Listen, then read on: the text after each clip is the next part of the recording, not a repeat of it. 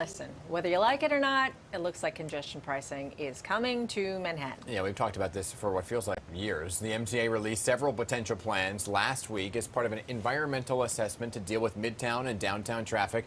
The idea here, as you know, is to reduce traffic below 60th Street and raise money for mass transit.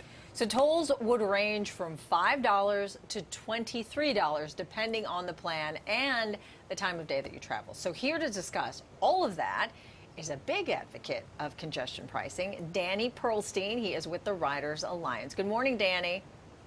Good morning. Thank you so much for having me. Yeah, thank you so much for coming on and spelling all of this out for us, because there are 7 proposed toll plans. Which one is the one that you actually prefer? We prefer a plan that has no new exemptions for special interests, privileged groups of drivers, that is as low a toll as possible, that covers everybody, and that is fair for riders and drivers alike, because a robust plan like that will fix the subway. It'll dramatically reduce congestion and save a tremendous amount of money, time, and aggravation, and it'll improve our air quality. It'll increase our climate resilience and make New York a better place to live overall. Right, so that's the whole idea behind the congestion pricing, right? But there have been, in recent weeks, a lot of people have come out and said, hey, we support congestion pricing, but there should be exemptions. So let me just clarify what you just said there. So you're saying no exemptions whatsoever for those who live in the zone? No new exemptions. So Okay. right now, low-income people in the zone are exempt, and that's by state law. But we don't want to see additional carve-outs that turn the policy into Swiss cheese, because that raises the cost for everybody else. Mm-hmm. Will it keep down the fares then for everything else? We need to keep down that's right. So we need to keep down the fares in transit to rebuild ridership and to deliver for the millions of people on the system every day. But transit riders have been paying fares now for over a century, and we're asking drivers to pay their fair share as well. So there's an estimate that one of the more expensive plans could reduce car traffic by around 20%. However, it comes with this price, $23 at peak fares. Isn't that a little high? Well, we think it might be a little bit higher than the toll ultimately lands, but we're talking about $20 billion a year lost to traffic congestion in the region because of gridlock in Manhattan.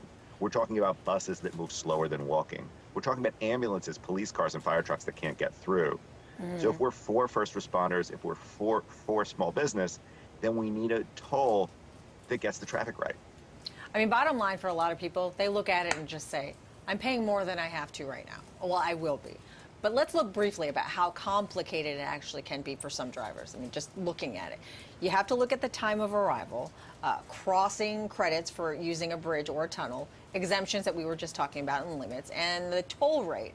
So can you help us with this? Tell us about the credits, the exemptions, who gets everything. Just spell it out for us. Sure. So the legislature required variable tolling, which is designed to get at congestion, right? It's not as congested at 3 in the morning as it is in 3 in the afternoon. So 3 in the afternoon, it makes sense the toll would be higher. As far as credits, you have drivers already coming in over tolled bridges and tunnels who are paying. Yeah. And so they shouldn't be paying double, right? Exactly. They should pay incrementally more than they're paying today to level the playing field with drivers who are paying nothing right now.